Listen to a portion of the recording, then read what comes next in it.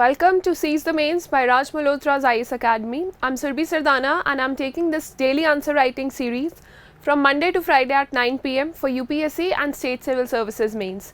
If you are new to this initiative, you can download the entire compilation of all the discussions from the link in the description below. Also, the timetable till tomorrow, that is May 3rd, that is when we stop with this initiative for some time for prelims break. That can be downloaded from the link in the description below. Moving on, it's day 59 of Seize the Mains and our topic for today is from GS paper 3, role of external state and non-state actors in creating challenges to internal security. Today we will be taking a very important question about over the ground workers. As I display the question, keep a pen and a paper handy, take notes during the entire lecture. Also, whenever as you see the question, just frame a structure for your own answer and then watch the rest of the video.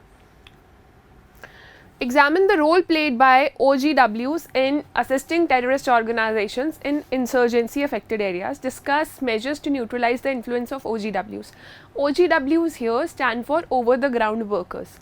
Answer in 250 words for 15 marks and send your answers by tomorrow 9 p.m. that is in 24 hours after this discussion at this email ID rmiasmains@gmail.com. First of all, since you have to examine the role played by these workers, you have to examine it, that you have to talk about the details and facts, that what are all the nitty-gritties involved in their role that is there on the ground in assisting terrorist organizations. And the second part is very simple, discuss the measures needed to neutralize the influence of OGWs or over the ground workers. The second part can be addressed very effectively if you know how to address terrorism or how to address the involvement of local people in terrorism. So second part is very simple. The first part is about examining. This topic has to be prepared separately. Only if you've done this separately you will be able to answer it. So let's do this here and complete it here itself. So what are over the ground workers? What are OGWs? See, this is a term that has been recently recognized with respect to Jammu and Kashmir and insurgency in other areas also, but especially with respect to Jammu and Kashmir. Now, terrorists carry out attacks, but they are supported by local people for their functioning. For example, if a terrorist is crossing border or trying to cross that, somewhere he'll be needing food, somewhere he'll be needing shelter, somewhere he'll be needing the local currency where he or she is trying to operate. So where does that come from? That comes from local people who support terrorism or terrorist organizations. These local people who are there on Indian soil but are supporting terrorism by some foreign country or in their own country itself, they are known as over the ground workers, and they operate in a very hidden manner. They stay at like certain places like just the normal population, but they are actually supporting as OGWs to the terrorist or terrorist organizations. They carry out communication, they supply money, local currency or food, shelter, anything that is needed by the bigger or terrorist leaders to operate or carry out an attack in a particular area successfully. So these are OGWs. It has been recognized by the government and the defense and the army in general that if these workers can be targeted, then a lot of terrorist attacks can be stopped and terrorism can be addressed at the root. So let's read the definition of OGWs this is the term that is given in the question. We'll first of all define what are over the ground workers and then we'll talk about their role in assisting terrorist organizations. So overground workers are people who help militants or terrorists with regards to logistical support, cash, shelter and other infrastructure with which armed groups and insurgency movements can operate. So OGWs play a vital role in militant attacks, providing real-time information and support to tactical elements. For example, they can give information about the location of a particular platoon or a particular group of army officers located in a certain area, and nobody will get to know that this information is being sent to some terrorist. So OGWs play a vital role in militant attacks, providing real-time information and support to the tactical elements. Overground workers have diversified. Now this is very important. Earlier they were only providing communication, food, shelter, local currency and infrastructure. Now they have diversified their role. For example, they carry out local riots or local protests which disrupts the normal functioning of these insurgency affected areas or terrorist affected areas, for example the Jammu and Kashmir. Secondly, they carry out small attacks. For example, stone pelting attacks are carried out by them. Why are they carried out? Because they are being supported by some terrorist organization. So overground workers have diversified into other roles such as stone pelting, mob writing, ideological support, radicalization and recruitment of militants. You know, just by talking to the youth of their area, they radicalize new people, and this helps the terrorists in recruitment of new young people into their organizations. So while the term is used and associated extensively with the Kashmir region, the term has also been used officially in other parts of India where insurgency is still active, such as in the Naxalite Maoist insurgency and in Meghalaya for the Garo National Liberation Army. You can skip the second paragraph if you are running short of word limit.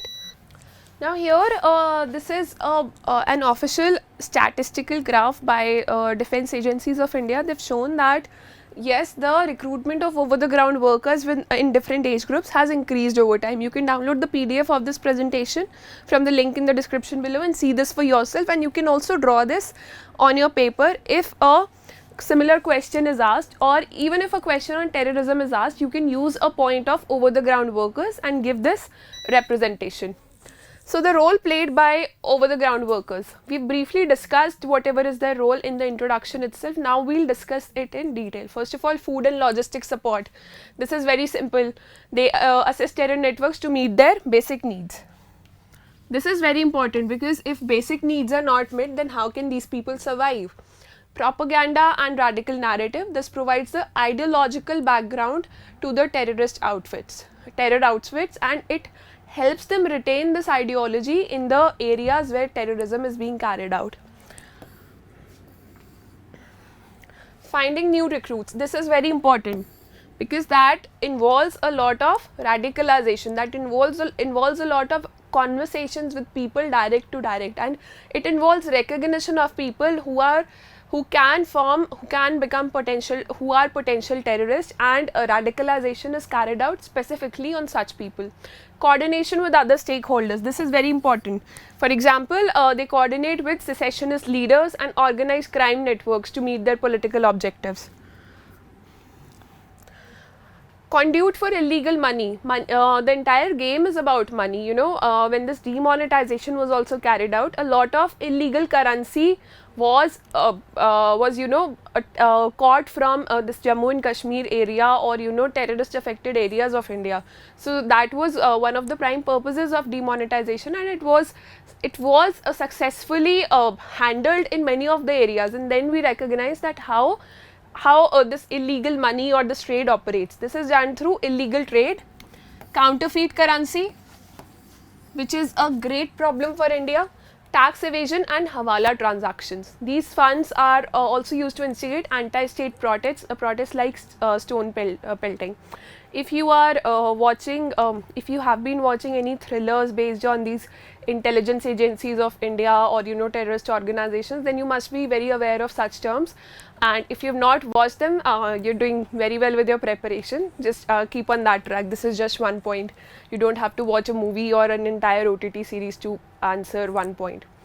Assist in the planning and execution of terror plans. Planning, execution is their main part because they are the one providing the entire support. They provide operational planning, intelligence information. Yeah. We have intelligence officers and intelligence agencies in place. These terrorist organizations, they have over the ground workers who are functioning as local people of that area and giving all the information to these terrorist outfits. Safety routes, what are the short routes that can be taken in case of an attack is carried out and terrorists have to run back. So all the local routes, they're already known to these terrorists just because of over the ground workers. Maps and other inputs that are needed for any terror operation. So that's how every terror operation, every terrorist attack is so well planned. Now coming to the body paragraph 2, and we'll learn about what are the measures to influence or to neutralize the influence of over the ground workers. So what can be the measures from your side? What can you think of that? How do we bring this down? First of all, Under DPSPs, we have this objective. The state has an objective to establish a welfare state. So if we support education of the children in these areas, or we give better rights to women, improve their status, then when this economic influence increases, affluency increases of people, then it has been reported that such tendencies come down. First of all, you'll have to address the root cause of alienation among affected communities. This is done by addressing genuine concerns. Why are they supporting terrorism? What is the need for them to support such organizations and put their and their families' lives in danger? And through awareness campaigns, this is very important. Recently, in the past 5 to 10 years, a lot of projects have been launched by the Indian Army itself, where they interact with the local children or local youth, or celebrate important days which are very important for the local communities. There are many coaching classes carried out by army officers themselves for free for children of these areas. So this is how people can be influenced in favor of the sovereignty of the nation, and can be nudged to not join terrorist organizations or not to play the role of over the ground workers. Rehabilitating orphans and women. This would fulfill the state's duty to ensure social welfare. It is one of our DPSPs also. Also, it would counter the influence of over the ground workers to find new recruits. The third is intelligence infrastructure. We already have a very strong intelligence infrastructure. Our the human resources that we have in intelligence are extremely good, but that to keep track of radicalization attempts by OGWs and recruitment agents in order to stop this process at its inception, that has to be dealt with. That OGWs need to be in the scanner all the time. Human and electronic surveillance. This is used to tap into existing networks to preempt terror attempts. For example, cameras can be placed at places, cameras with mics can be carried out, call tappings are done from time to time. International cooperation. India is a non-permanent member of United Nations Security Council, and yes, we have an upper hand in fighting against terrorism now. A lot of times we were trying to block some terrorist or terrorist organizations, or we were trying to declare some people or some personalities as international terrorists, but our vote at UNSC was vetoed by China again and again. Because China was favoring some of our neighbors which were not in favor of India's sovereignty. So that has been dealt with, and this international cooperation has to be increased, and this is always successfully done by India. But given the recent threat that we have from Taliban being established in Afghanistan, this cooperation has to be carried out to a greater level. And SCO has a great role to play here.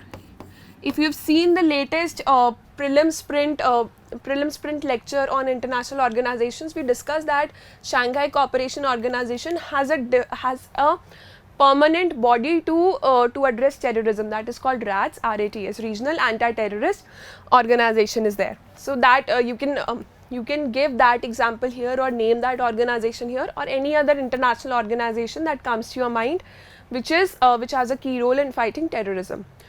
The second last is fast track courts. If some over the ground workers have been caught, then they have to be punished using fast track courts. They have to justice has to be delivered using fast track courts, because that's how you can investigate the entire case and address the root of the situation and understand the entire process which was being carried out when they were recruited or while they were working. So laws like Public Safety Acts for the speedy conviction of terrorists and OGWs through fast track special courts. However, misusing of the legal provisions in the random booking of youth on mere suspicion should be avoided. This has come down to a very great extent already. So these were the solutions that we discussed. In your conclusion, you can say that terrorism, it threatens the people, it creates a fear and anxiety in minds of people, and that fear and anxiety dilutes the status of state, it dilutes the status of government. People lose their people lose their trust in the present government. So that comes down with the fear and anxiety that comes along with terrorism, which terrorism creates, and over the ground workers have a very important role to play in this. So this problem has to be addressed well in time. That's the broad idea of your conclusion. Let's read it now. So terrorism instills an innate sense of fear in the citizen and dilutes the perceived control of the state over law and order. Always underline the keywords because the examiner will never be able to read the entire answer when you're writing mains. There are so many sheets and so many answers given to every examiner on a daily basis. So they know what you are going to write, but at least, you know, just underline what you want to highlight in your answer, whatever you want the examiner to know about. The state of lawlessness creates conditions which help the terrorist group achieve its political aims. So, terrorism has political motive behind it. At least in India, it has a political motive behind it. Overground workers provide a support system to terrorist groups and networks in carrying out their activities in insurgency affected areas. And now we'll conclude with a way forward that the best defense against terrorism is to ensure that the people do not have the incentive to pick up arms against the state or the country by providing them equitable political, social and economic opportunities. Basically, we must establish a welfare state so that people do not resort to terrorism. They do not have any reason to resort to terrorism. So this was about your today's answer. Send your answers to us in the next 24 hours at this given email ID.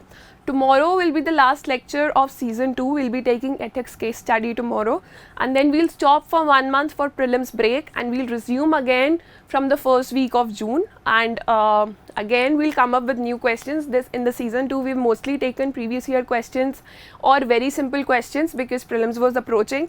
From June it's going to be the final showdown. We'll prepare you from mains mains step by step, and the entire Seize the Mains initiative will be revamped, and the just stay tuned and keep working hard. All the best for your exams.